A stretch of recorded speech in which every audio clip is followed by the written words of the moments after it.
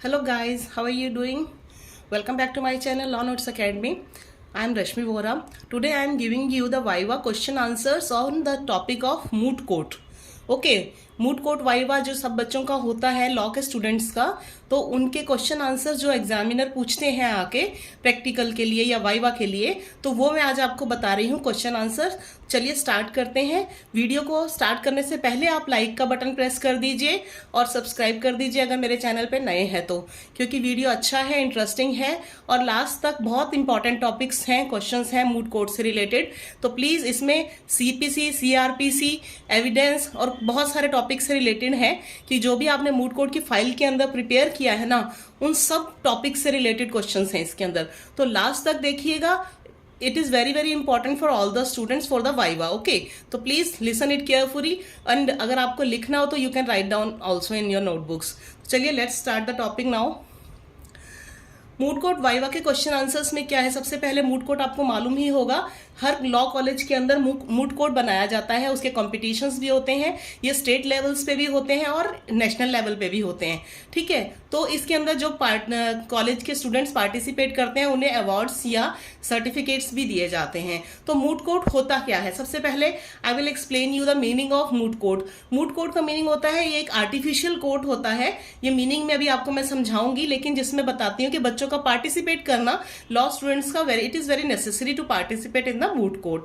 ठीक है, because it gives you the practical experience, practical knowledge of the cases, कि how you have to present your cases in the court. आपको अपने case को कैसे present करना है कोर्ट के अंदर, आर्ग्यूमेंट्स कैसे करने हैं और उससे रिलेटेड जितने भी चीजें हैं, आपको अपने डॉक्यूमेंट्स कैसे प्रिपेयर करने हैं, किसके साथ क्या अटैच करना है, तो ये मूट कोर्ट के थ्रू ही आपको समझ में आएगा। तो इसलिए हर स्टूडेंट के लिए इंपॉर्टेंट है, लॉ स्टूडेंट के लिए, चाहे वो फर्स्ट ईयर में है, सेकेंड, थर्ड, फोर्थ, फिफ्थ, किसी भी ईयर में है, थर्ड ईयर कोर्स के या 5 ईयर कोर्स के, तो प्लीज मूट कोर्ट में पार्टिसिपेट जरूर कीजिएगा। ये आपकी नॉलेज को बहुत ज्यादा बढ़ा देगा। आपको आपका सारा कोर्ट का जो डर है, हेजिटेशन है, वो आपके निकल जाएगी कि कोर्ट में बोलना कैसे है हमें।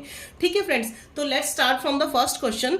The first question is what is the full name of this subject. सबसे पहले अगर आपसे एग्जामिनर वो यही पूछ लेते हैं कि सब्जेक्ट का पूरा नाम बताइए, आप सिर्फ मूट कोर्ट बोल देंगे, तो इसका नाम है moot court pre trial preparation and preparation in trial proceeding. ठीक है, this is the name of your subject, कि भाई मूट कोर्ट है, इसमें प्री ट्रायल प्रिपरेशन भी होती है, भाई आपका ट्रायल से पहले क्या क्या प्रिपरेशंस कोर्ट में की जाती हैं, और प्रिपरेशन इन ट्रायल प्रोसीडिंग, जब ट्रायल प्रोसीडिंग चल रही है तब आपको क्या क्या प्रोसीडिंग करनी है, प्रिपरेशन करनी है। तो ये इसलिए इसका नाम moot court pre trial preparation and preparation in trial proceeding, ये नाम है सब्जेक्ट का। ओके, सेकंड क्वेश्चन है what do you mean bye moot court. अब मूट कोर्ट से क्या समझते हैं? जैसे अभी मैंने आपको थोड़ा सा ओवरव्यू दिया, तो मूट कोर्ट का मतलब होता है it is an artificial court for the law students and it is a debate on the specific case. यानी कि एक आर्टिफिशियल कोर्ट है जहां पे डिबेट की जाती है किसी स्पेसिफिक केस पे। ये स्पेसिफिक केस जो है ऑन एन इमेजिनरी केस भी हो सकता है, ठीक है, ये कोई इमेजिनरी केस भी हो सकता है, या ओरिजिनल केस पे नेम्स या प्लेसेस वगैरह चेंज करके भी आपको दिया जा सकता है। ये प्रिपेयर किया जाता है ताकि वो स्टूडेंट की हेल्प कर सके, prepare for the purpose of to help students present their case in real court. यानी आपको रियल कोर्ट में कैसे केस को प्रेजेंट करना है उसकी प्रिपरेशन होती है। ये पर्पस यही है कि आपको ये चीज सिखाई जा सके स्टूडेंट्स को। By participating in the moot court student attain the professional skills. यानी आप जब मूट कोर्ट के कॉम्पिटिशन्स में पार्टिसिपेट करते हैं स्टूडेंट्स लॉ के, उनको जो है प्रोफेशनल स्किल्स समझ में आ जाते हैं कि कोर्ट में खड़े कैसे रहना है, एटिकेट्स कैसे करने हैं, दूसरी जैसे ड्यूटीज ऑफ द एडवोकेट्स हैं वो इसके अंदर सारी आ जाएंगी कि उनकी क्या क्या ड्यूटीज उन्हें कैसे परफॉर्म करनी है towards client, toward court, toward opponent parties या ओपोनेंट क्लाइंट, कलीग्स के साथ में कैसे करना है, जज के साथ कैसे बिहेव करना है कोर्ट के अंदर, सारे एटिकेट्स, रूल्स एंड रेगुलेशंस आ जाते हैं उसके अंदर। प्रोफेशनल स्किल्स के अंदर जब आपने प्रोफेशनल एथिक्स पढ़ा है तो इसके अंदर भी आपने पढ़ा है, और अभी लास्ट में भी आपने इंडियन जुडिशियल सिस्टम के सब्जेक्ट में भी पढ़ा है roles and duties of the advocates. तो these all comes under this topic कि भाई आप मूट कोर्ट में पार्टिसिपेट करेंगे तभी तो आपको सारे प्रोफेशनल स्किल्स के बारे में पता चलेगा, आपका एक डर निकल जाएगा कि मैंने कोर्ट में केस कैसे प्रेजेंट करना है। It does not exercise the judicial power of the state. इसमें यह होता है कि जब आप कोर्ट में मूट कोर्ट के अंदर अपना केस प्रेजेंट करते हैं, पूरे डॉक्यूमेंट्स रेडी करके लाते हैं, प्लेंट की अगर एक स्टूडेंट प्लेंटिफ बनता है, एक डिफेंडेंट बनता है, दोनों की तरफ से आप केस लड़ रहे हैं, मतलब एक अगर आप एडवोकेट बने हैं प्लेंटिफ की तरफ से तो आप प्लेंटिफ का केस लड़ेंगे, दूसरा स्टूडेंट एडवोकेट बनेगा डिफेंडेंट की तरफ से, दो पार्टीज होंगी तभी केस लड़ा जाएगा ना। तो दोनों आपने अपना अपना केस प्रेजेंट करना है। आप एक प्लेंटिफ की तरफ से पूरे डॉक्यूमेंट्स प्रिपेयर करेगा, दूसरा डिफेंडेंट की तरफ से जो भी आपको केस मिला है उससे रिलेटेड आपको सारा रिसर्च वर्क करना है, ठीक है, कि भाई मेरा ये जो केस उन्होंने दिया है इसमें कौन कौन से लॉ के कौन कौन से सेक्शंस अप्लाई करेंगे हम, ठीक है। तो जिसकी ज्यादा रिसर्च वर्क होगी, जो ज्यादा अच्छे से अपना केस को प्रेजेंट करेगा, एक्सप्लेन करेगा, उसको अच्छे मार्क्स मिलते हैं।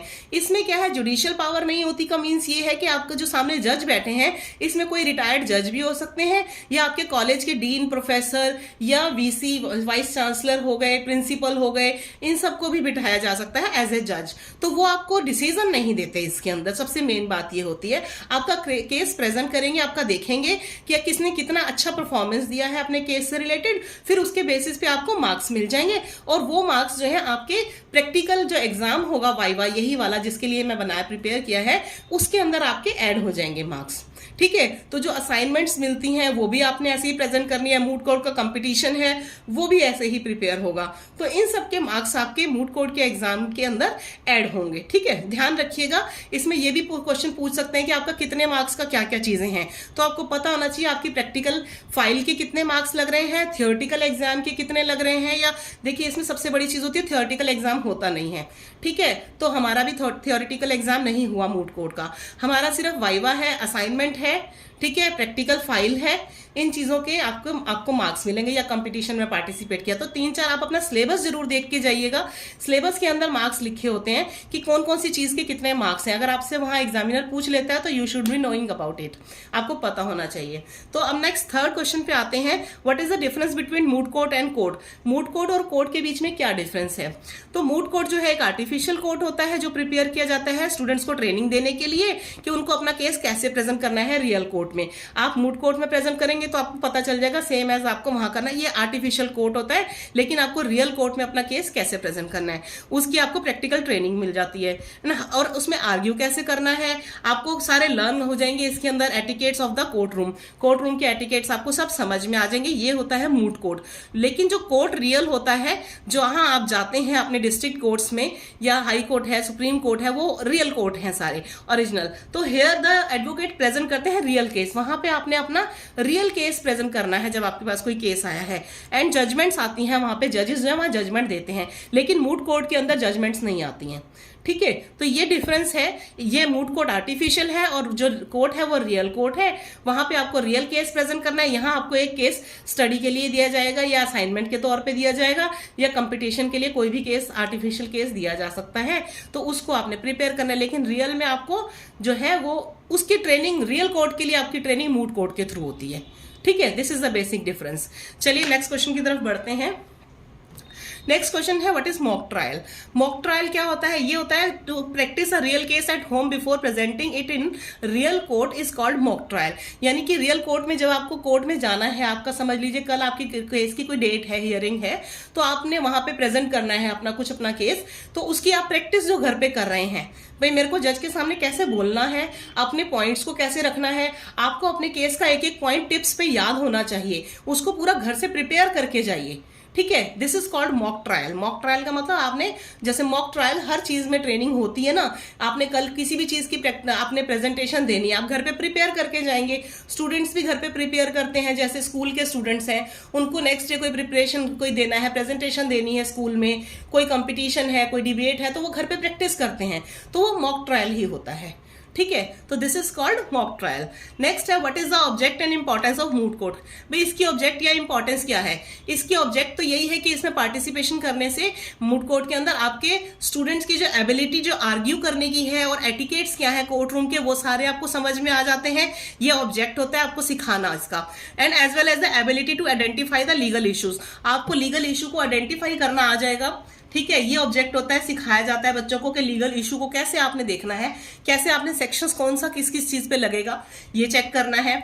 कलेक्ट करेंगे आप लीगल मटेरियल्स, प्रिपेयर करेंगे आर्ग्यूमेंट्स और आंसर करेंगे क्वेश्चंस जो भी आपसे कोर्ट के अंदर दूसरी साइड से पूछे जाएंगे। तो ये ऑब्जेक्ट होता है कि आपको इन सब के आंसर करने आएंगे, आर्ग्यूमेंट्स करना आ जाएगा, लीगल मटेरियल कैसे कलेक्ट करना है, लीगल इशू को आइडेंटिफाई कैसे करना है।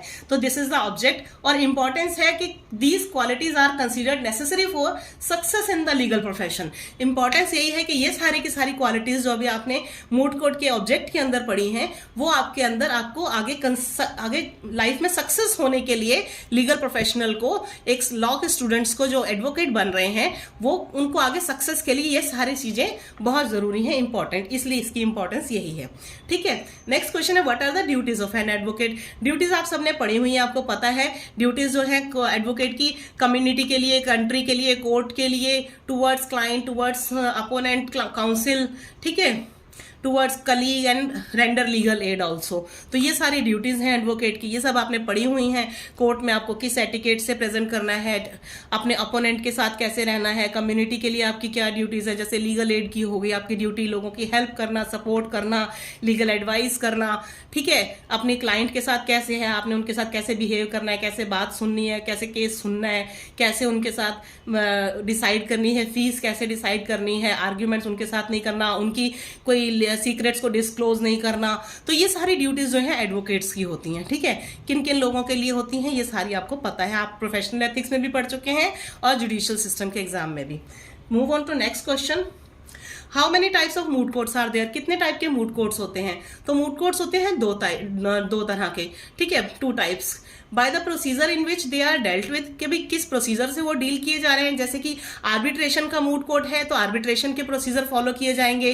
ठीक है, अगर उसी तरह से क्रिमिनल कोर्ट का है तो क्रिमिनल सीआरपीसी के सेक्शन से आईपीसी के देखेंगे, सीपीसी का है, आपको जिस टाइप का मूट कोर्ट है, आपको जिस टाइप का केस है उसी के सेक्शंस या उसी का एक्ट आप अप्लाई करेंगे, उसके प्रोसीजर्स और प्रोविजंस को फॉलो करते हुए। दूसरा है लॉ कंसर्न कौन सा है, जैसे आपका कौन सा लॉ के बेस पे है, टैक्स का मूट कोर्ट है, कॉर्पोरेट का है moot court, insolvency, bankruptcy, law moot, animal protection, PIL, human rights, ठीक है, इंटरनेशनल ट्रेड लॉ हो गया, एंटी ट्रस्ट हो गया। तो ये एरिया ऑफ लॉ के बेसिस पे होता है। 2 तरह के मूट कोर्ट हो गए भाई। एरिया, ये लॉ का एरिया है, ये प्रोसीजरल है कि भाई आप कौन से प्रोसीजर के बेस पे कर रहे हो। ठीक है, 2 तरह के हो गए। नेक्स्ट है कि what do you mean bye a plaint and plaintiff. Plaint and plaintiff आपने बहुत सुना है और सबको ऑलमोस्ट पता ही है। प्लेंट वो होती है जो प्लेंटिफ अपना केस को फाइल करने के लिए बना के डॉक्यूमेंट्स, रिटन डॉक्यूमेंट होता है जो केस को बनाने, सूट फाइल करने के टाइम पे बनाया जाता है डॉक्यूमेंट्स। ठीक है, प्लेंट इज द प्लीडिंग होती है, रिटन और रिटन डॉक्यूमेंट होता है of the plaintiff in which the party making allegation in the form of suit. यानी कि आप प्लेंटिफ जो है दूसरी पार्टी के ऊपर एलिगेशंस लगा रहे हो सूट की फॉर्म में, डॉक्यूमेंट की फॉर्म में। ठीक है, and the party who is making allegations on the other party is called plaintiff. और जो पार्टी दूसरी पार्टी के ऊपर एलिगेशंस लगा रही है डॉक्यूमेंट की फॉर्म में, प्लेंट की फॉर्म में, आप प्लेंट बना के सारे एलिगेशंस लगा रहे हो, तो वो पार्टी जो लगा रहा है, जो केस कर रहा है दूसरे के ऊपर, वो प्लेंटिफ कहलाता है।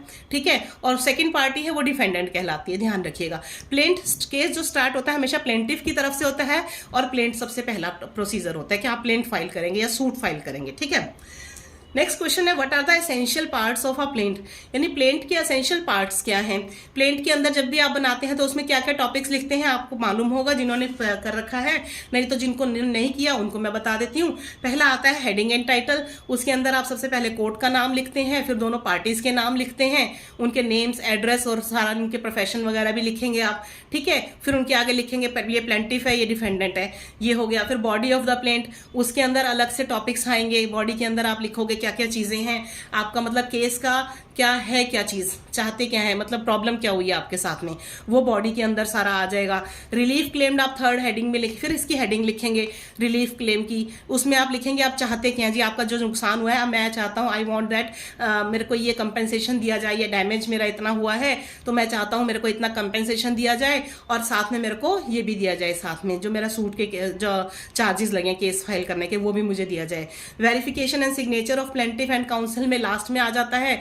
आप वेरीफाई कर रहे हो कि जो भी मैंने इन्फॉर्मेशन दी है वो सारी मेरी नॉलेज में true and best in my belief, मेरे विश्वास में वो बिल्कुल नॉलेज में मेरी बिल्कुल सही दी है, मैंने कोई गलत इन्फॉर्मेशन नहीं दी है। फिर आप अपने सिग्नेचर करेंगे प्लेंटिफ जो है, और फिर आपके एडवोकेट के भी सिग्नेचर हो जाएंगे।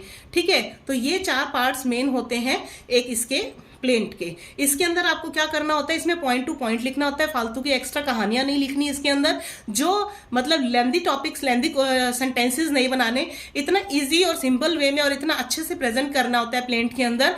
ये एडवोकेट्स के ऊपर डिपेंड करता है। तो जो जजेस होते हैं, जो पढ़ते हैं केस आपका पढ़ेंगे, तो उन्हें भी इतनी जल्दी से समझ में आ जाना चाहिए कि आप कहना क्या चाहते हैं, आपके साथ प्रॉब्लम क्या हुई है।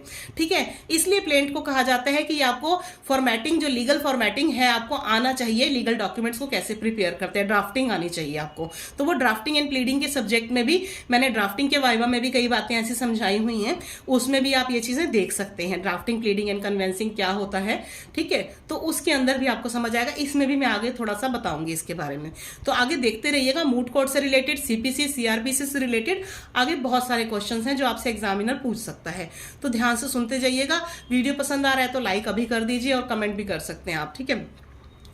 तो प्लेंट के आपको पार्ट पता चल गया। अब मैं आगे आपको बताती हूँ रिटर्न स्टेटमेंट क्या होती है।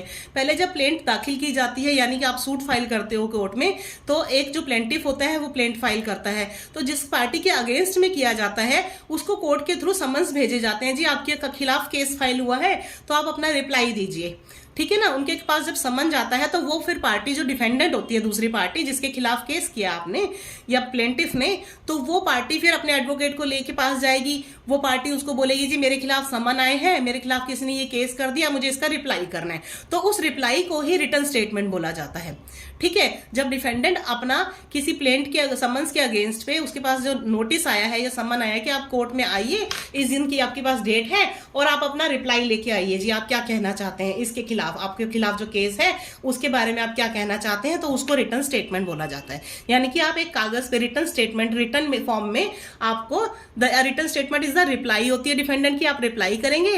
और डिफेंडेंट वो पर्सन होता है जिसके खिलाफ प्लेंट फाइल की गई है या सूट प्लेंटिफ ने सूट फाइल किया, ठीक है। समझ आ गया होगा आई थिंक आपको। बढ़ते हैं नेक्स्ट क्वेश्चन की तरफ। What are the 3 parts of the return statement. जैसे प्लेंट के पार्ट्स होते हैं वैसे ही रिटर्न स्टेटमेंट के भी पार्ट होते हैं। जैसे जैसे उन्होंने अपना प्लेंट के अंदर अपने अपने पॉइंट्स लिखे हैं वैसे ही आपको भी उनका रिप्लाई करना है, सेम ऐसे कि भाई अब उन्होंने पहले में तो सिंपल उन्होंने डिटेल लिख दी थी, हेडिंग एंड टाइटल लिख दिया था, पार्टीज के नाम। अब आपने एडमिशन या डिनाइल लिखना है उसमें, यानी कि उन्होंने जो बॉडी ऑफ द पार्ट, जो सेकेंड पार्ट था उनका, उसमें उन्होंने कहा है कि आपने उनका इतने का आपने पैसा देना था, आपने नहीं दिया। दूसरे में उन्होंने लिखा है कि आपने चेक दिया था, बाउंस हो गया। तीसरे में लिखा है कि आपने उनसे इतने का मटेरियल या माल लिया था, कुछ भी आपने उसका पैसा नहीं दिया या आधा दिया, आधा नहीं दिया। मतलब जो जो उन्होंने पॉइंट्स लिखे ना, आप उनको एडमिशन और डिनाइल का मतलब है आप उस बात से एग्री करते हैं या डिसएग्री करते हैं, ठीक है। एडमिट करते हैं, डिनाई मतलब हाँ आपने अगर लिया था तो आप उसमें एडमिशन करेंगे, yes I taken this, yes, और अगर नहीं लिया तो आप नहीं मना कर देंगे साफ उसके अंदर। अगर आपने उसको कुछ पैसे दिए हैं तो आप लिखेंगे हाँ मैंने इस चीज के पैसे दे दिए थे इसने और ये गलत बात बोल रहा है, हाँ मैंने इतने पैसे दिए थे या इतने का चेक दिया था, ये उसकी डिटेल है। और अगर आपने नहीं दिया, जो भी है, अगर उसने कुछ गलत बात लिखी है उसके लिए आप मना करते जाएंगे। तो ये बॉडी पार्ट के अंदर आ जाएगा पार्ट, ठीक है। सेकंड वाला उसके बाद है एडिशनल प्ली इफ एनी। अगर आप चाहते हैं कि आपको कुछ और बोलना है कि भाई ये तो मेरे पर झूठा इल्जाम लगा रहा है, मैंने तो इसका दे दिया था, ये मेरे को गलत इल्जाम लगा रहा है, मैंने तो इतना दे दिया था, मेरे पास इसका प्रूफ भी है और वो मैंने अटैच कर दिया साथ में, ठीक है। तो आपके पास जो भी प्रूफ होंगे उससे रिलेटेड आप उसमें और ये भी बात लिख देंगे ये तो गलत बात कह रहा है, मुझे इसने नुकसान किया, झूठ बोल रहा है, मुझे इसका हर्ज जाना चाहिए या डैमेजेस कंपेंसेशन चाहिए, ये बिल्कुल गलत बोल रहा है, ठीक है। तो ये बात आप अपनी चाहते हैं, आपको जो चाहिए रिक्वेस्ट वो प्ली के थ्रू करेंगे। फिर आप लास्ट में वेरिफिकेशन, सिग्नेचर और पार्टी, जैसे प्लेंटिफ करेगा वैसे ही आप भी अपना लिखेंगे कि हाँ ये मेरी सारी बातें जो मैंने ऊपर लिखी हैं वो सच है मेरी नॉलेज में, और अपने सिग्नेचर आपके एडवोकेट के यानी काउंसिल होता है जो आपका केस फाइट करेगा, वो उसके सिग्नेचर्स आ जाएंगे, ठीक है। तो ये होते हैं पार्ट्स रिटर्न स्टेटमेंट के। अब नेक्स्ट क्वेश्चन में है what do you mean bye pleadings. Pleading किसको कहते हैं? प्लीडिंग होती हैं जो रिटर्न डॉक्यूमेंट जो सबमिट किए जाते हैं प्लेंटिफ या डिफेंडेंट की तरफ से, यानी कि पहले प्लेंट फाइल की गई प्लेंटिफ की तरफ से, फिर रिटर्न स्टेटमेंट की गई डिफेंडेंट की तरफ से, या फिर आगे भी जब आप अपने डॉक्यूमेंट सबमिट करते जा रहे हैं, उधर से भी आ रहे हैं, इधर से भी आ रहे हैं, कोर्ट जो भी आपसे मांग रहा है आपको, you have to present your all the documents in the court, तो these are called the pleadings. तो ये इन सबको प्लीडिंग्स कहते हैं, ठीक है, कि आपकी तरफ से भी डॉक्यूमेंट सबमिट हो रहे हैं, उनकी तरफ से भी हो रहे हैं, तो these all are pleadings. Next है what do you mean by affidavit. Affidavit सबने नाम सुना हुआ है। एफिडेविट का मीनिंग होता है कि रिटन डिक्लेरेशन होती है पार्टी की तरफ से कि हाँ मैं डिक्लेयर करके देता हूँ, आई डिक्लेयर या आई वेरीफाई, ये सब चीजें लिख के देती हूँ ना कि मैं ये चीज ऐसी है, ये काम मैंने किया है या मैं ये कर रहा हूँ, ये चीज मेरी तरफ से की गई है।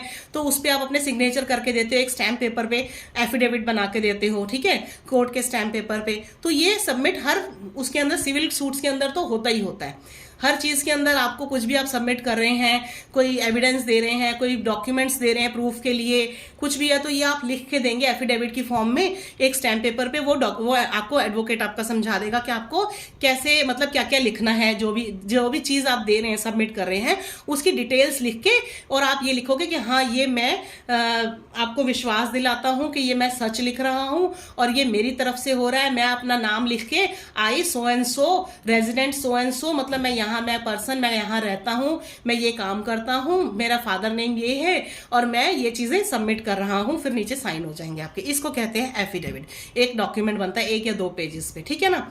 तो ये एफिडेविट जो गवर्नमेंट का एक प्रूफ की तरह से काम किया करता है, तो ये सबसे लीगल डॉक्यूमेंट होता है, ये बहुत जरूरी होता है कोर्ट केसेस के लिए। नेक्स्ट है what do you mean bye decree.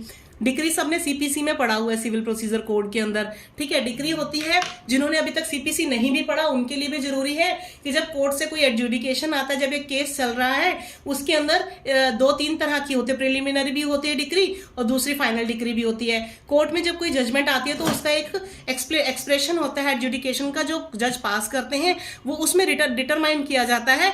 ये फाइनल जजमेंट नहीं होता। डिक्री जो होता है इसमें ये बोला जाता है कि भाई इस पार्टी का राइट्स ऑफ द पार्टी के जो होते हैं रिगार्डिंग, वो इसमें जज बोलते हैं कि इनके ये राइट्स हैं, तो अभी हम ये दे रहे हैं इनको, तो अभी हम ये इस चीज की डिक्री आई है, ठीक है। तो प्रिलिमिनरी भी हो सकती है, फाइनल डिक्री भी हो सकती है, ओके। तो इसको बोला जाता है डिक्री। कोई भी मैटर जो केस में जो भी चल रहा है जिसमें कंट्रोवर्सी है, तो उससे रिलेटेड अगर कोई छोटा सा ऑर्डर या छोटी सी जजमेंट दी जाती है फाइनल जजमेंट से पहले, ठीक है, तो इंजंक्शंस भी आती हैं जैसे, तो उसको बोला जाता है डिक्री। तो पहले एक छोटा सा, जैसे आपको 10 प्रॉब्लम्स है, आपने अपने उसमें लिखी प्लेंट के जब सूट फाइल किया था, आपने 10 लिखी है, 10 में से 1 या 2 का डिसीजन जो आया है उसको समझिए डिक्री है वो आपकी, और वो प्रिलिमिनरी डिक्री है अभी, ठीक है। फाइनल डिक्री तब आएगी, या फाइनल जजमेंट जिसको आएगी वो तब लास्ट में आती है। इसके अंदर ऑर्डर्स भी आ सकते हैं आपके केस के अंदर, तो अभी उनका मीनिंग भी समझाती हूँ। तो उसको डिक्री कहा जाता है कि आपको अभी एक डिक्री आई है, अभी फाइनल जजमेंट नहीं आया केस का, ठीक है। Okay, let's move on to next question. Question number 15 में पूछा है what do you understand by order. अब ये ऑर्डर क्या होता है, देखिए जैसे डिक्री आती है सेम वैसे ही कोर्ट में जज जो है किसी चीज का ऑर्डर दे सकते हैं आपको, ठीक है, केस के लिए कि भाई मैं आपको ये ऑर्डर देता हूं। जैसे अब किसी ने अपना मकान खाली करवाने के लिए केस किया है और उसको मकान मालिक को किराया भी चाहिए, ठीक है, और उसने उसके अंदर किराया 2-3 साल से नहीं मिला और मकान के अंदर उसने तोड़फोड़ भी कर दी, कुछ इलीगल कंस्ट्रक्शन कर दी, तो उन सब का भी भरपाई चाहिए, जो उसका कंपेंसेशन चाहिए। तो ये 3-4 तरह की आपने प्रॉब्लम्स लिखी हैं। तो एक अगर ऑर्डर दे देता है सबसे पहले जज कि आप सबसे पहले तो उनका बकाया किराया दीजिए सबसे पहले, तो ये एक ऑर्डर आया अभी, ठीक है। प्लेंटिफ के लिए, प्लेंटिफ के फेवर में डिफेंडेंट को कोर्ट ऑर्डर करता है कि सबसे पहले तो आपने जो अभी तक उसको किराया नहीं दिया ना, इतने टाइम का बकाया पेंडिंग है जो आपके ऊपर ड्यूज, वो आप पहले क्लियर कीजिए। फिर हो सकता है दूसरा ऑर्डर कोर्ट दे दे कि आपने जो इलीगल कंस्ट्रक्शन किया है या डैमेज किया है उसके मकान को, उसको ठीक करवाइए या उसका भी हर्जाना दीजिए, तो ये सेकंड ऑर्डर आ गया, ठीक है। फिर थर्ड ऑर्डर भी आ सकता है, आप मकान खाली कीजिए। तो ये होते हैं ऑर्डर, कोर्ट के ऑर्डर डिफेंडेंट के लिए कि आप ये सब कीजिए और उसके फेवर में आएंगे प्लेंटिफ के। या फिर प्लेंटिफ ने अगर गलत केस डाला है तो प्लेंटिफ के लिए भी ऑर्डर दे सकता है कोर्ट। तो this is called the order, ठीक है। नेक्स्ट क्वेश्चन है what is the meaning of judgment. Judgment का क्या मीनिंग है? जजमेंट होती है, देखिए ऑर्डर तो था सेक्शन 2 सबसेक्शन 14 के अंदर बताया था सीपीसी में। उससे पहले डिक्री जो मैंने बताई थी वो सेक्शन 2 सबसेक्शन 2 के अंदर है, 2 के अंदर सीपीसी में। अगर आपसे सेक्शन पूछ लिया जाए तो आपको पता होना चाहिए। ऑर्डर आता है सेक्शन 2 सबसेक्शन 14 में, और जजमेंट आती है सेक्शन 2 सबसेक्शन 9 के अंदर। जजमेंट होती है means a statement given by the जज on the ground of decree or order. मतलब जो भी डिक्री या ऑर्डर अभी तक जज दे चुके हैं केस के अंदर, जो भी मैंने आपको समझाई, उनके बेसिस पे जो लास्ट में जो जजमेंट दी जाती है, जो कि केस फाइनल होने पे, उसको जजमेंट कहा जाता है, ठीक है। वो डिक्रीज और ऑर्डर्स को देखते हुए करता है जज। उसमें उनको चेंज करना है, ऑल्ट्रेशन, अमेंडमेंट, वो भी कर सकते हैं जज, इसके ऊपर डिपेंड करता है। नेक्स्ट है हु इज प्लीडर। प्लीडर कौन होता है? प्लीडर की डेफिनेशन जो है सेक्शन 2 सबसेक्शन 15 सीपीसी में बताई है। Pleader any means any person entitled to appear and plead for another in court. यानी प्लीडर वो होता है जो दूसरे के लिए, यानी कि जैसे एडवोकेट हो गया, ठीक है, वो आपके लिए किसी का, आप एडवोकेट हैं और आपका कोई क्लाइंट है, क्लाइंट के बिहाफ पे आप केस प्रेजेंट कर रहे हैं, कोर्ट में प्रेजेंट हो रहे हैं, तो आप प्लीडर माने जाएंगे, ठीक है। उसमें एडवोकेट, वकील, अटॉर्नी ऑफ हाई कोर्ट, किसी को भी है जो केस प्रेजेंट कर रहा है, that person is called pleader. Next question is what do you mean bye legal representative. Legal representative कौन होता है? देखिए सेक्शन 2 सबसेक्शन 11 में बताया है इसके बारे में। Legal representative means a person who in law represents the estate of a disease person, यानी कि कोई इंसान की डेथ हो गई है, उसका लीगल रिप्रेजेंटेटिव मतलब लीगल आपके उनके डॉक्यूमेंट्स को कोर्ट में प्रेजेंट करने वाला या उनके सारे लीगल वर्क करने वाला पर्सन उसका लीगल रिप्रेजेंटेटिव होता है, ठीक है। सॉरी। तो डिसीज पर्सन के सारे काम करने वाला पर्सन लीगल रिप्रेजेंटेटिव होता है। इसमें इंक्लूड किया जाता है कोई भी पर्सन जो इंटरमेडियल्स करता है with the estate of decide, यानी कि उसकी जितनी भी प्रॉपर्टी है, जितने भी लीगल वर्क हैं आगे के, उनके बीच में इंटरमीडियरी का काम करता है। वेयर अ पार्टी स्यूज और is sued in a representative character, अगर कोई पार्टी सू कर देती है, इन केस कर देती है या हो जाती है रिप्रेजेंटेटिव कैरेक्टर में, तो the person the home estate devolves on the death of the party so suing or sued, यानी उस पर्सन को ही फिर लीगल रिप्रेजेंटेटिव को ही सू किया जाता है और वही पर्सन दूसरे को के ऊपर केस कर भी सकता है और इसी के ऊपर फिर केस किया जाता है डेथ के बाद में, ठीक है, पर्सन की। नेक्स्ट क्वेश्चन है what do you mean bye decree holder. तो डिक्री होल्डर कौन है? जिस पर्सन के अगेंस्ट में नहीं, जिसके फेवर में डिक्री आई है, यानी कि प्लेंटिफ को अगर फायदा हुआ है केस में, जज ने डिक्री दी है कि भाई जो प्लेंटिफ है समझ लीजिए मकान मालिक है और डिफेंडेंट है वो किराएदार है, तो अगर जज ने कोर्ट में उसको बोला है डिफेंडेंट को कि आप इनका बकाया दीजिए, किराया दीजिए, ड्यूज दीजिए, सारे के सारे हम आपको, ये डिक्री है या ऑर्डर है, ठीक है, कि आप अभी खाली करेंगे उनका मकान, तो जिसके फेवर में आया यानी प्लेंटिफ के फेवर में आया तो वो डिक्री होल्डर कहलाएगा। और इसकी डेफिनेशन सेक्शन 2 सबसेक्शन 3 के अंदर दी हुई है, जिसके फेवर में आया, पास की गई है, और an order capable of execution, या फिर कोई ऑर्डर ऐसा दिया जो एग्जीक्यूट होना है, जैसे कि मकान खाली करने का ऑर्डर आया, तो वो जिसके फेवर में गया, चाहे वो प्लेंटिफ है चाहे डिफेंडेंट है, केस कोई भी हो, जिसके भी फेवर में डिक्री या ऑर्डर आया है वो डिक्री होल्डर कहलाएगा।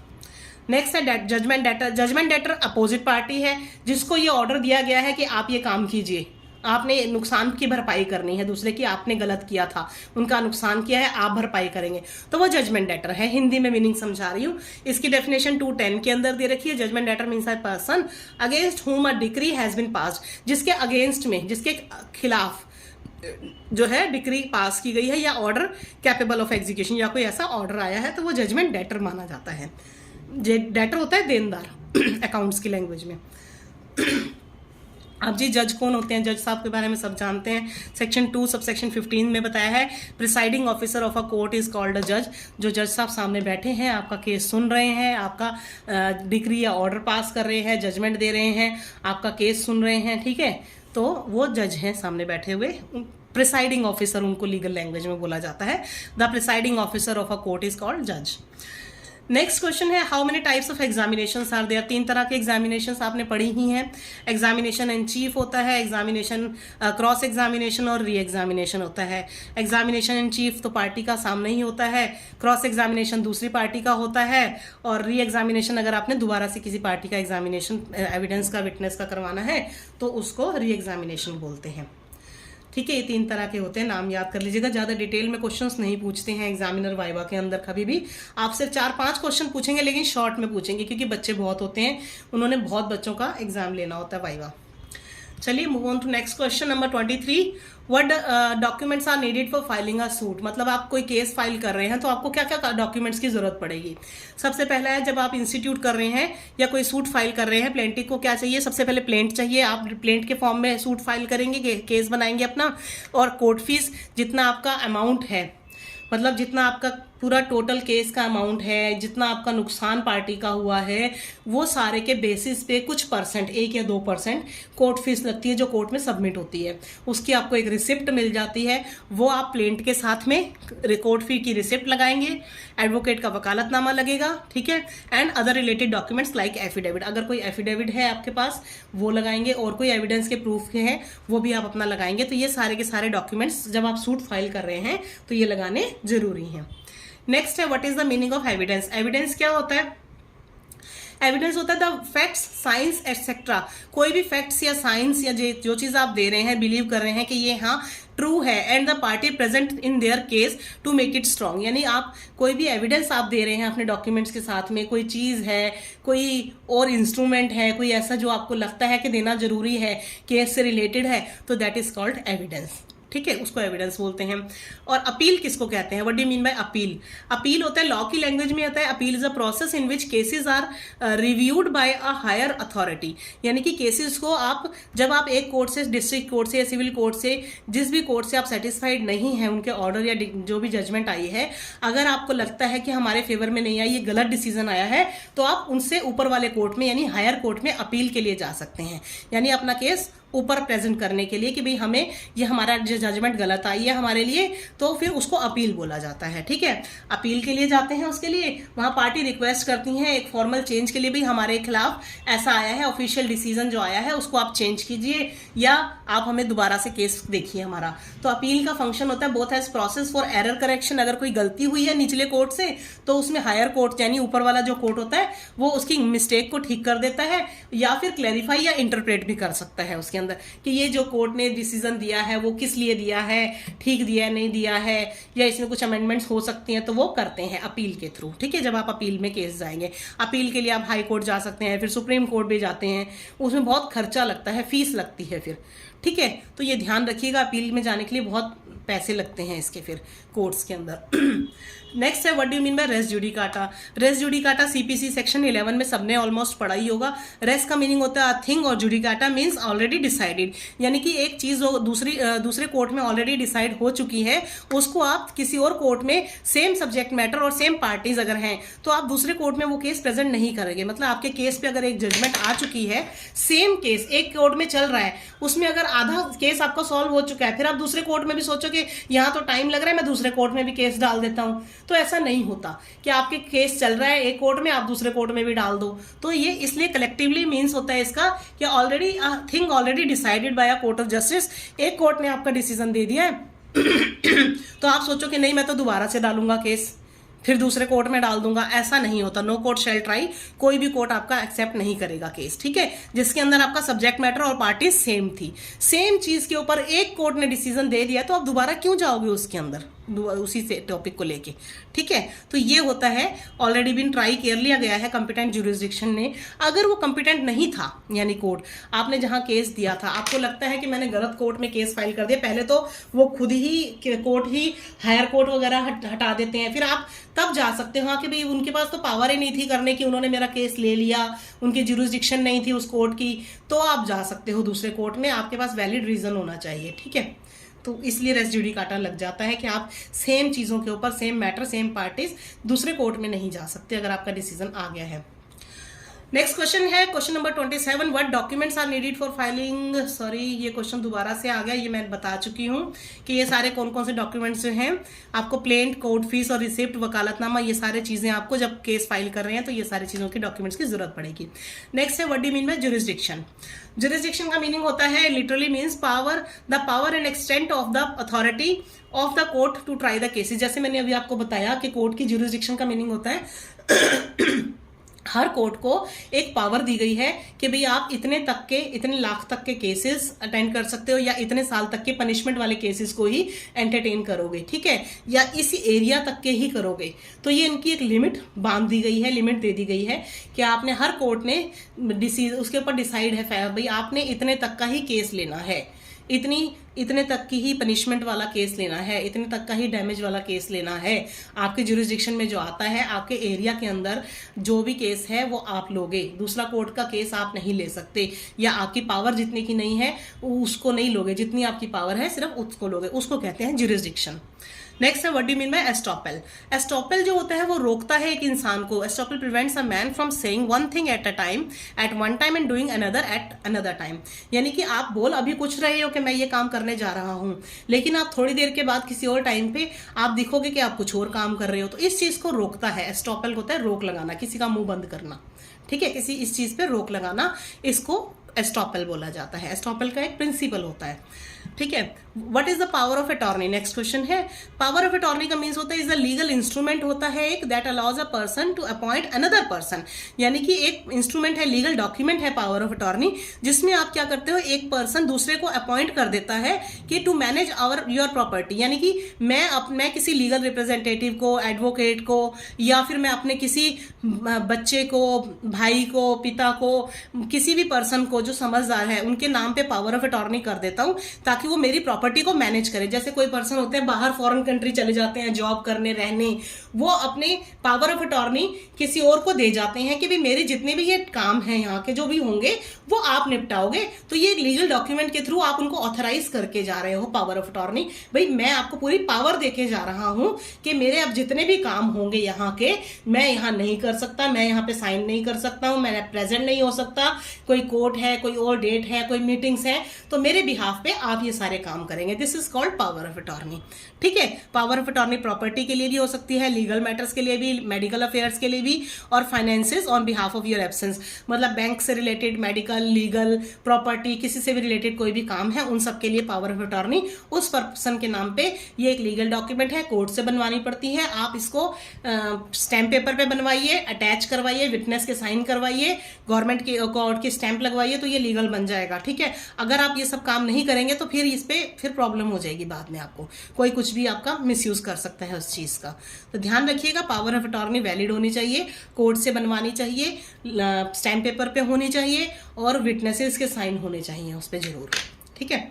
नेक्स्ट है क्वेश्चन 31 में पूछा है what is the meaning of pre trial preparations. देखिए ये आपके मूड कोर्ट के जितने भी टॉपिक्स आपने बनाए हैं फाइल के अंदर उनसे रिलेटेड क्वेश्चंस ही हैं सारे। अभी आगे और क्वेश्चंस आएंगे, ध्यान रखिएगा। तो प्री ट्रायल प्रिपरेशंस होती हैं कि भाई जो आपने ट्रायल होने से पहले जो आपने प्रिपरेशन करनी है, आपका कोर्ट में केस चल रहा है, आप एडवोकेट हैं, तो आपका कोई ट्रायल है आगे, तो आपने उससे पहले जो तैयारी करनी है सारी की सारी, ठीक है। दी स्टेजेस इंक्लूड, उसके अंदर लॉ सूट होएगा, आएगा इसमें, आंसरिंग अ कंप्लेंट, ये भी हो सकता है कि आपने कोई सूट फाइल करना है, आपने किसी कंप्लेंट का आंसर देना है, कोई डिस्कवरी है, कोई चीज की ढूंढनी है कोई चीज, या मोशन प्रैक्टिस है, या ट्रायल प्रिपरेशंस हैं। तो ये सारी की सारी प्री ट्रायल प्रिपरेशंस बोली जाती हैं। भाई ट्रायल से पहले जितने भी आपको काम कंप्लीट करने हैं तो वो सारे आएंगे इसके अंदर, ठीक है, प्री ट्रायल के अंदर। अब पूछा what do you mean by court assignment, moot court assignment.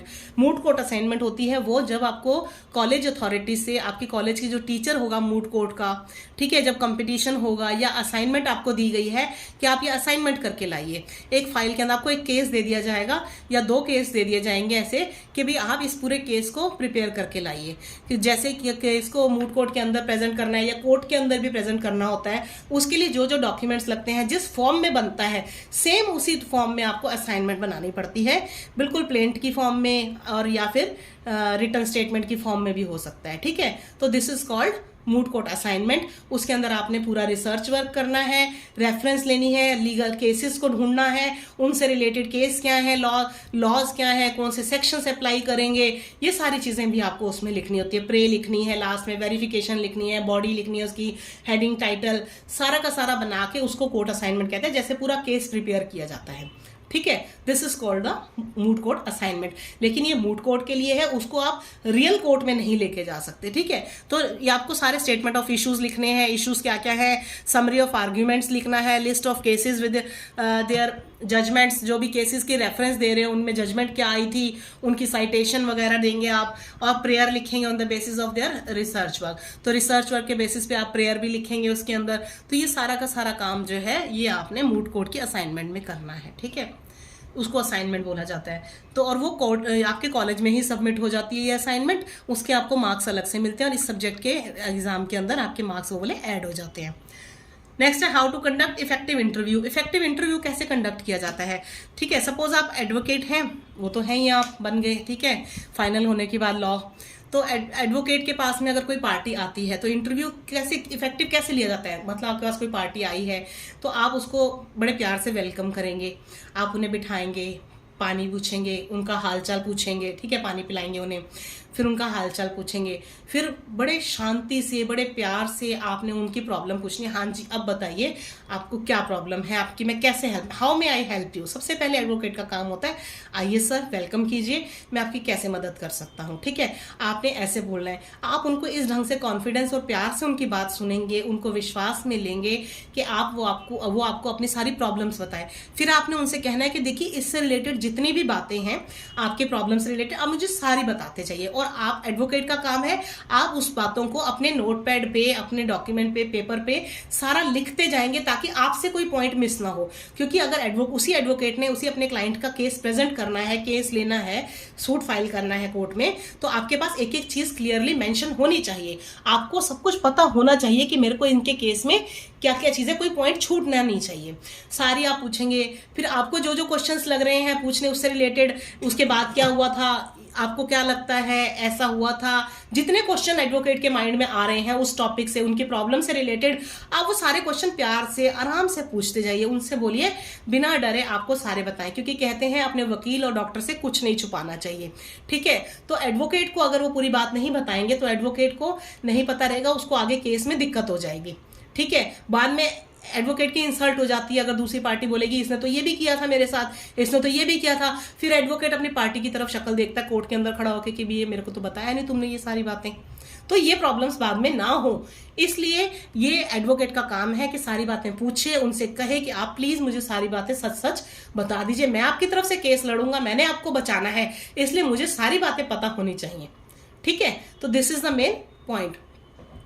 तो इसको कहा जाता है इफेक्टिव इंटरव्यू के भी वो आपको, आप ऐसे उनका इंटरव्यू ले रहे हो और वो आपको सारी बातें क्लियरली बता रहे हैं। आपने मेडिकल प्रैक्टिशनर के सामने, जैसे एक पेशेंट अपनी सारी बीमारी बताता है ना डॉक्टर के सामने जाके, मुझे ये दिक्कत थी, मैंने ये खाया था, मुझे इसकी वजह से ऐसे हो गया, उसके बाद से ये प्रॉब्लम है, ये प्रॉब्लम है, बिल्कुल सेम ऐसे ही एडवोकेट के आगे क्लाइंट का काम है सारी ये बातें बताना। और क्लाइंट का काम, एडवोकेट का काम है क्लाइंट से सारी बातें पूछना। जैसे डॉक्टर अपने पेशेंट से पूछता है सारी बातें, वैसे ही एडवोकेट ने अपने क्लाइंट से, पार्टी से, एग्रीव्ड पर्सन से पूछना है, उसको एनकरेज करना है कि सारी की सारी बातें उसको बता दे।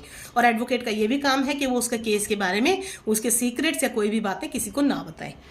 ये उनकी एडवोकेट की ड्यूटी है, वो कोई भी बातें डिस्क्लोज नहीं करेगा कहीं पे भी, ठीक है। चलिए बढ़ते हैं नेक्स्ट क्वेश्चन की तरफ।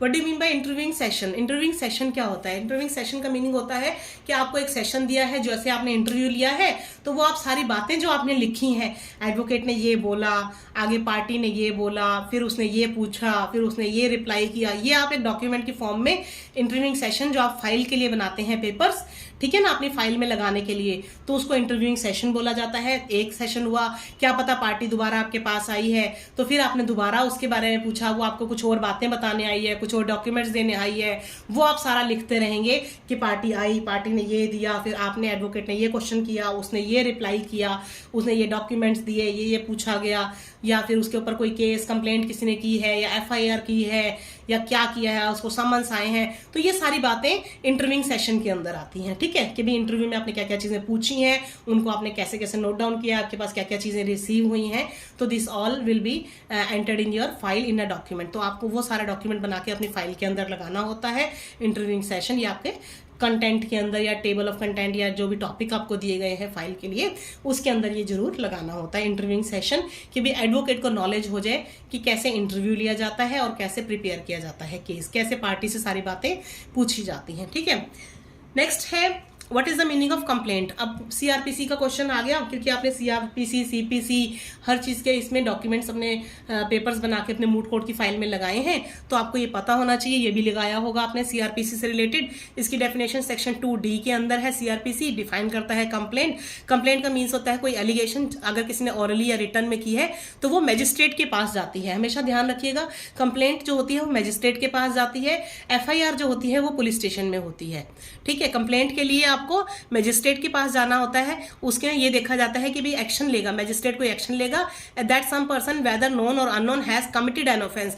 कोई भी पर्सन मजिस्ट्रेट के पास जाके कंप्लेंट कर सकता है कि इस पर्सन ने, चाहे वो जानकार है आपका या नहीं है, इस पर्सन ने ये ऐसा ऑफेंस कमिट किया है, but not include a police report. लेकिन पुलिस रिपोर्ट नहीं है ये, ठीक है, कंप्लेंट में पुलिस रिपोर्ट इंक्लूड नहीं होगी। ये पुलिस रिपोर्ट नहीं है, मींस कहने का मतलब है कोई भी पर्सन मजिस्ट्रेट के पास जाके कंप्लेंट कर सकता है। आपको लेकिन लगना चाहिए, आपके सामने हुआ होना चाहिए, या आपको पता होना चाहिए हाँ ऐसा ऑफेंस हुआ है और किसने किया है। अगर आप नहीं भी जानते या आपको नहीं पता, लेकिन आपने ऑफेंस की कंप्लेंट भी करानी है, तो भी आप मजिस्ट्रेट के पास जा सकते हैं। आपको लगता है कि पुलिस आपकी बात नहीं सुनेगी, या FIR या पुलिस रिपोर्ट नहीं लिखेगी, ठीक है, पुलिस अपनी आपकी कंप्लेंट FIR नहीं लिखेगी, ठीक है, तो आप मजिस्ट्रेट के पास जाएंगे। मजिस्ट्रेट भी कौन सा, उसी एरिया के मजिस्ट्रेट के पास ही जाएंगे, ठीक है, कोर्ट में। नेक्स्ट है what is the meaning of police report. अब पुलिस रिपोर्ट क्या होती है? पुलिस रिपोर्ट सेक्शन 2R के अंदर इसकी डेफिनेशन बताई गई है। पुलिस रिपोर्ट ये होती है जो फॉरवर्ड की जाती है पुलिस ऑफिसर के द्वारा मजिस्ट्रेट को, यानी कि जब कोई पुलिस में कंप्लेंट या वो FIR लिखवाई जाती है तो पुलिस जो उस पर काम करती है, ठीक है, काम करने के बाद में, इन्वेस्टिगेशन करने के बाद में, पुलिस का काम होता है इन्वेस्टिगेशन करना और मजिस्ट्रेट का काम होता है इंक्वायरी और ट्रायल करवाना, ठीक है। तो पहले जब पुलिस के पास कोई FIR लिखवाई जाती है, कोई आके पर्सन FIR लिखवाता है, तो पुलिस जो है उसके ऊपर उसने क्या काम किया, इन्वेस्टिगेशन क्या की उसने, वो अपनी पुलिस रिपोर्ट के अंदर लिखता है। और पुलिस रिपोर्ट जो है सेक्शन 173 सब सेक्शन 2 के अंदर लिखी गई है, ठीक है, बताई गई है। और द पुलिस रिपोर्ट जो होती है वो लास्ट स्टेज होती है सेवरल स्टेजेस ऑफ इन्वेस्टिगेशन की, यानी कि पुलिस ने जितनी भी इन्वेस्टिगेशन की है, सारी इन्वेस्टिगेशन करने के बाद एक रिपोर्ट बनाता है जिसके अंदर वो सारी बातें लिखता है। मैंने इस दिन यहाँ जाके ये चीजों की पड़ताल की है, जांच पड़ताल की है, इन्वेस्टिगेशन की है, ठीक है, उसको क्या मिला क्या नहीं मिला इन्वेस्टिगेशन में, उसको क्या क्या पता चला, वो सारी बातें लास्ट में वो लिखता है पुलिस रिपोर्ट के अंदर। फिर वो जाके मजिस्ट्रेट को देता है, ठीक है, the action taken by the magistrate on the police report. फिर जो है उस पुलिस रिपोर्ट के बिहाफ पे मजिस्ट्रेट एक्शन लेते हैं और रिपोर्ट और अमाउंट टू जुडिशियल प्रोसीडिंग, उसके बाद अपनी कार्यवाही शुरू करते हैं। भाई वो देखते हैं किसी को समन करना है, अरेस्ट वारंट निकालना है, किसके खिलाफ क्या एक्शन लेना है, फिर वो मजिस्ट्रेट का काम होता है आगे। तो पुलिस रिपोर्ट का काम जो होता है वो पुलिस का होता है इन्वेस्टिगेशन के बाद में, जब उनके पास कोई FIR आ जाती है।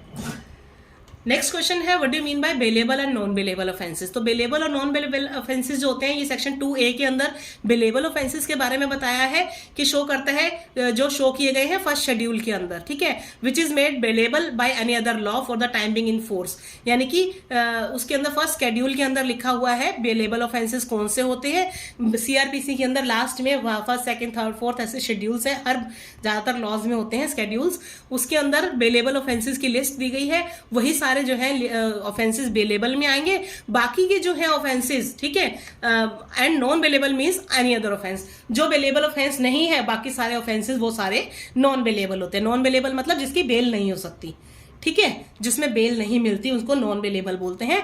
बेलेबल ऑफेंसेस वो हो गए जो छोटे ऑफेंसेस हो गए 2 साल से कम वाले पनिशमेंट वाले, तो वो बेलेबल ऑफेंस हो गए जिसमें बेल इजीली मिल जाती है, ठीक है। तो अब है next what is meaning of investigation, inquiry and trial, ठीक है। अभी मैंने आपको बताया था ना, इन्वेस्टिगेशन जो होती है फर्स्ट स्टेज होती है क्रिमिनल केस की। जब भी कोई भी पुलिस ऑफिसर के पास में कोई पर्सन जाता है, ठीक है, मजिस्ट्रेट के पास नहीं जाता, वो ऑथराइज बाय मजिस्ट्रेट भी हो सकता है, तो उसमें क्या होता है, ऑल प्रोसीडिंग्स इसके अंदर इंक्लूड होती है under this act for the collection of evidence conducted by the police officer. तो इन्वेस्टिगेशन में क्या करता है पुलिस ऑफिसर, एविडेंस कलेक्ट करता है जाके, जब उसके पास FIR लिखवाई जाती है तो वो पुलिस ऑफिसर का काम होता है इन्वेस्टिगेशन करना, ठीक है। सारी इन्वेस्टिगेशन के बाद में पुलिस ऑफिसर अपनी पुलिस रिपोर्ट बनाता है, ठीक है। ये मैंने अभी आपको पिछले क्वेश्चन में बताया था। तो इन्वेस्टिगेशन 2H में बताई गई है, इंक्वायरी जो है 2G में बताई गई है CRPC में। इसमें बताइए सेकंड स्टेज होती है, इन्वेस्टिगेशन खत्म होने के बाद में उसकी रिपोर्ट, जब पुलिस रिपोर्ट जब है जज को मजिस्ट्रेट के पास चली जाती है, ठीक है। और ये एक बात और ध्यान से सुन लीजिएगा, क्रिमिनल केसेस के अंदर, ये क्रिमिनल है, क्रिमिनल केसेस के अंदर मजिस्ट्रेट के पास जाती है, मजिस्ट्रेट्स होते हैं, सेशन कोर्ट के अंदर केस जाता है। सिविल केसेस में जजेस के पास जाता है, डिस्ट्रिक्ट जज हो गए, सिविल जज हो गए, जितने भी मुंसिफ हो गए, ठीक है, उनके पास जाता है। क्रिमिनल जो होते हैं मजिस्ट्रेट के पास जाते हैं, हमेशा मजिस्ट्रेट कोर्ट होते हैं, सेशन कोर्ट होते हैं, वो सेशन कोर्ट के अंदर मजिस्ट्रेट बैठते हैं, वो क्रिमिनल केसेस की देखते हैं। और जो सिविल केसेस होते हैं, सिविल मैटर्स के लिए वो सिविल कोर्ट अलग होते हैं, उसमें जजेस बैठते हैं, ठीक है। ध्यान रखिएगा। तो इसमें मैजिस्ट्रेट फिर इंक्वायरी करता है, सेकंड स्टेज है क्रिमिनल केस की, और ये मैजिस्ट्रेट करता है या court with the object of determine the truth और फाल्सिटी ऑफ द सर्टेन फैक्ट्स। उसमें इंक्वायरी जज करते हैं, वो ये देखते हैं कि भाई वो समन देते हैं, प्रेजेंट पार्टी को बुलवाते हैं जिसने उनको लगता है ऑफेंस किया है, या ऑफेंडर को कोर्ट में बुलाया जाता है, उनसे सारे इंक्वायरी करते हैं जज, मैजिस्ट्रेट खुद भी इंक्वायरी करते हैं, फिर वो पूछते हैं उनसे सारी बातें। तो वो इंक्वायरी सेकंड स्टेज होती है, वो मैजिस्ट्रेट्स करते हैं इसमें कोर्ट में, ठीक है, कि वो पता करते हैं कि पुलिस ने सही इन्वेस्टिगेशन की या नहीं की, गलत बंदे को पकड़ के ले आए हैं, उस बंदे से पूछते हैं, कि जज भी पूछते हैं मैजिस्ट्रेट इसके अंदर कि आपने ये काम किया है, आप उस दिन कहाँ थे, आपने कैसे किया, क्यों किया, सारी बातें जो है जज पूछते हैं, मैजिस्ट्रेट्स मतलब इसके अंदर। वो होती है इंक्वायरी। और जो ट्रायल होता है वो उसके बाद में थर्ड स्टेज होती है। ट्रायल की डेफिनेशन नहीं दी गई है इसके अंदर, लेकिन however it may be taken to mean, ये समझा जाता है कि जुडिशियल प्रोसीडिंग जो भी हो रही है जिसके अंदर इन्वॉल्व है determination of a cause by a competent judicial tribunal, यानी कि कंपिटेंट जुडिशियल ट्रिब्यूनल भी हो सकता है, डिटर्मिनेशन की जाती है, जुडिशियल प्रोसीडिंग्स होती हैं, जितना भी इंक्वायरी के बाद का प्रोसेस होता है वो ट्रायल के अंदर आता है। ट्रायल के अंदर सारी चीज़ें पूछी जाती हैं, विटनेसेस का ट्रायल होता है, इन्वेस्टिगेशन, एग्जामिनेशन वगैरह सारे प्रोसेस जो है फिर वो आगे ट्रायल प्रोसीडिंग्स के अंदर आते हैं, ठीक है। तो ये डिफरेंस था इन तीनों के अंदर, investigation, inquiry, trial. I think आपको समझ में आ गया होगा। वीडियो पसंद आ रहा है तो लाइक कर दीजिए, मेरे चैनल पे नए हैं तो सब्सक्राइब कर दीजिए। मुझे आपका वैसे ही बहुत सपोर्ट मिल रहा है, आप मुझे चैनल को बहुत पसंद कर रहे हैं, बहुत अच्छे कमेंट्स आ रहे हैं आपके। आप मेरे कमेंट्स भी देखेंगे तो आप हैरान हो जाएंगे देख के, ड्राफ्टिंग, प्लीडिंग के, और प्रोफेशनल एथिक्स का वाइवा हो गया, ड्राफ्टिंग का वाइवा है, और भी बहुत सारे वीडियोस में आप कमेंट्स देखेंगे लोगों के, तो आपको हैरानी होगी देख के कि स्टूडेंट्स को कितने अच्छे मार्क्स मिल रहे हैं मेरे वीडियोस के थ्रू। तो प्लीज़ आपको भी अगर पसंद आ रहा है तो लाइक कर दीजिए, सब्सक्राइब कर दीजिए और कमेंट भी कर दीजिए। Thank you. आगे बढ़ते हैं, 1-2 क्वेश्चंस रह गए हैं वो भी देख लीजिए। नेक्स्ट है, what do mean by summon case and warrant case. Summon case कौन से होते हैं? सेक्शन 2W के अंदर डिफाइन किया है समन केस को। वो होते हैं relating to an offence not being a warrant case, ऐसे ऑफेंस जो कि वारंट केस से रिलेटेड नहीं होते। इसके अंदर इम्प्रिजनमेंट होती है समन केस की 2 साल तक की। 2 साल तक के केसेस के लिए समन केस होते हैं। और जो 2X के अंदर डिफाइन किए गए हैं warrant case, sorry, warrant case का मीनिंग होता है केस ऐसे ऑफेंस से रिलेटेड होता है जिसमें कि डेथ या इम्प्रिजनमेंट फॉर लाइफ या imprisonment for a term exceeding 2 years, यानी 2 साल से 2 या उससे ऊपर साल की सजा जिसमें मिले, या पूरी उम्र कैद की सजा हो, या डेथ पेनल्टी हो, ठीक है, उन सब के को वारंट केस कहा जाता है। वो वारंट वाले केस हैं। समन केस ऐसे होते हैं जो बेलेबल भी होते हैं, जिसके अंदर बेल भी मिल जाती है और 2 साल के सजा होती है इसमें सिर्फ, ठीक है। तो ये वो होते हैं समन केस और वारंट केस, ये डिफरेंस होता है। ये एग्जाम में कई बार क्वेश्चन पूछा भी जाता है शॉर्ट में, ठीक है। नेक्स्ट है, what do mean by state bar council and bar council of India. देखिए ये भी बहुत इंपॉर्टेंट क्वेश्चन है।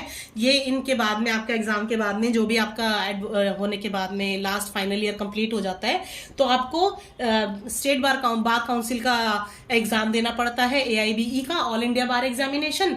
वो देने के बाद में आपको नहीं, आपके पास पहले आपका रिजल्ट जब आ जाएगा फाइनल ईयर का, तो सबसे पहले आप क्या करेंगे, स्टेट बार काउंसिल के अंदर जाएंगे, अपना रजिस्ट्रेशन करवाएंगे, ठीक है। स्टेट बार काउंसिल जो होती है हर स्टेट के अंदर बनी हुई होती है, ठीक है। ये होती है कि आपने जहां पे रह रहे हैं, जहां आपने प्रैक्टिस करनी है, मीन्स आप उसी स्टेट बार काउंसिल के अंदर जाएंगे, अपना रजिस्ट्रेशन करवाएंगे, अपनी मार्कशीट, अपना प्रोविजनल रिजल्ट बताएंगे लास्ट फाइनल ईयर का कि मेरा ये रिजल्ट आ गया है, आपने सारे सब्जेक्ट क्लियर कर लिए हैं, कोई पेंडिंग नहीं रह गया, कोई एग्जाम दोबारा नहीं देना आपने।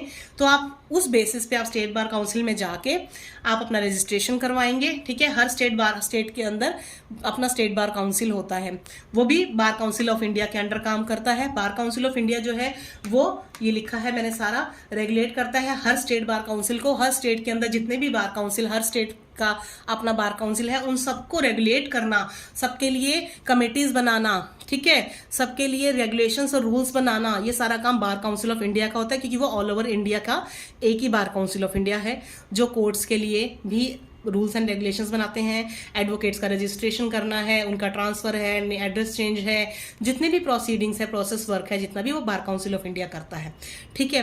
तो ये सारे इनके काम हैं। इन दोनों के ऊपर मैंने वीडियोस अलग से बहुत बना रखे हुए हैं। आपको इनसे रिलेटेड नोट्स चाहिए तो प्रोफेशनल एथिक्स है मेरा सारे, उसके वीडियोस के अंदर आपको मिल जाएंगे। अगर आपको एग्जाम के बारे में पूछना है, पता करना है, ऑल इंडिया बार एग्जाम की सारी डिटेल्स चाहिए, तो वो भी आप मेरे वीडियोस में जा सकते हो। उसमें मेरे channel law notes academy academy पे बार काउंसिल ऑफ इंडिया का एग्जाम कैसा है। अब नेक्स्ट 17 एग्जाम आने वाला है, AIBE 17 होने वाला है। जिन्होंने अभी 2022 में पास किया है या 21 में किया है और अभी तक ऑल इंडिया बार एग्जाम नहीं दिया है तो प्लीज दे दीजिए, 2 साल के अंदर पहले दे दीजिए। नहीं तो अगर दोबारा फिर देना है, वैसे तो 2 साल की होती है रिजल्ट के बाद में, 2 साल के अंदर देना होता है, लेकिन अगर आपने 2 साल तक नहीं दिया तो आपको अपने स्टेट बार काउंसिल में दोबारा जाकर रजिस्ट्रेशन करवाना पड़ेगा, फीस सबमिट करनी पड़ेगी। नहीं तो अगर फीस से बचना चाहते हैं दोबारा तो आप अपने पहले ही आपने स्टेट बार काउंसिल में रजिस्ट्रेशन करवा रखा है तो 2 साल के अंदर अंदर आप बार काउंसिल का ऑल इंडिया बार एग्जाम दे दीजिए, ताकि आपका ऑल इंडिया लेवल पे आपका रजिस्ट्रेशन हो सके, आपको कहीं पे भी प्रैक्टिस करने की परमिशन मिल सके। आपको प्रैक्टिस का सर्टिफिकेट जो है ये प्रोवाइड करता है bar council of India, practice का सर्टिफिकेट एडवोकेट्स को आफ्टर अपीयरिंग ऑल इंडिया बार एग्जामिनेशन। ठीक है, जो एग्जाम होगा उसके बाद में आपका एग्जाम पास हो जाएगा। उसमें 45% मार्क्स चाहिए होते हैं। जनरल कैटेगरी की फीस थोड़ी सी ज्यादा होती है, SC ST OBC की फीस कम होती है, ज्यादा फीस भी नहीं है, ध्यान रखिएगा। तो ये सब प्रोसेस कीजिए, ऑनलाइन होगा सारा। जैसे ही नोटिफिकेशन इसकी आएगी वो भी मैं अपने चैनल पे अपलोड कर दूंगी। इसका सिलेबस मैं ऑलरेडी अपलोड कर चुकी हूँ, सारा प्रोसेस कैसे होता है वो मेरे चैनल्स पे है, आप देख सकते हैं अगर आपको ऑल इंडिया बार एग्जाम के बारे में कोई भी इंफॉर्मेशन चाहिए तो। ठीक है, तो ये तो था, आपको डिफरेंस पता लग गया होगा, समझ में आ गया होगा मीनिंग क्या है, स्टेट बार काउंसिल क्या है। ये स्टेट से रिलेटेड सारे काम करती है, अपने स्टेट के सारे एडवोकेट्स का रिकॉर्ड मेंटेन करके रखती है। ठीक है, कौन रिटायर हो रहा है, कौन से न्यू एडमिट हो रहे हैं, कौन कहाँ ट्रांसफर हो रहा है, कोई किसी ने चेंज कर लिया है अपना एड्रेस, वो सारी डिटेल हर स्टेट के पास अपने अपने एडवोकेट्स की होती है। ठीक है, स्टेट जो जिस स्टेट में अपने कोर्ट में प्रैक्टिस कर रहा है, बार काउंसिल ऑफ इंडिया के पास फिर रोल जाता है अलग से एडवोकेट्स का, उसके अंदर उनके पास पूरे ऑल इंडिया की रिकॉर्ड होता है। वो सारी इन्फॉर्मेशन एग्जाम से रिलेटेड है और कोई रूल्स रेगुलेशंस है या वो होने इलेक्शंस होने हैं, सबकी प्रोसेस जो है बार काउंसिल ऑफ इंडिया करता है। ठीक है, ध्यान रखिएगा। नेक्स्ट क्वेश्चन है, ये लास्ट क्वेश्चन है। अब मैं आपको हायरार्की बता देती हूँ कोर्ट्स की। ये कई बार एग्जाम्स में पूछा गया है, रिटर्न क्वेश्चन भी बहुत आता है एग्जाम्स के अंदर, तो इसका आपको पता होना चाहिए हायरार्की क्या है। सबसे ऊपर सुप्रीम कोर्ट ऑफ इंडिया होता है। ठीक है, इधर डिस्ट्रिक्ट एंड सेशन कोर्ट होते हैं, मतलब डिस्ट्रिक्ट कोर्ट और सेशन कोर्ट आपने देखे ही होंगे होते हैं। इधर मेट्रोपॉलिटन कोर्ट्स हैं। मेट्रोपॉलिटन कोर्ट्स होते हैं सिर्फ मेट्रोपॉलिटन एरियाज में। हमारे देश में भी 4 मेट्रोपॉलिटन है, दिल्ली, मुंबई, हैदराबाद और कोलकाता, हैदराबाद है शायद। तो 4 मेट्रोपॉलिटन सिटीज़ हैं। मेट्रोपॉलिटन सिटीज़ का एक पॉपुलेशन के बेसिस पे सिटीज़ बनाई जाती हैं, जिनकी पॉपुलेशन होती है 10 लाख से ऊपर, तो उनको मेट्रोपॉलिटन सिटीज़ बना दिया जाता है। वहाँ पे सिर्फ मेट्रोपॉलिटन जजेस काम करते हैं। ठीक है, मेट्रोपॉलिटन कोर्ट्स ही होते हैं।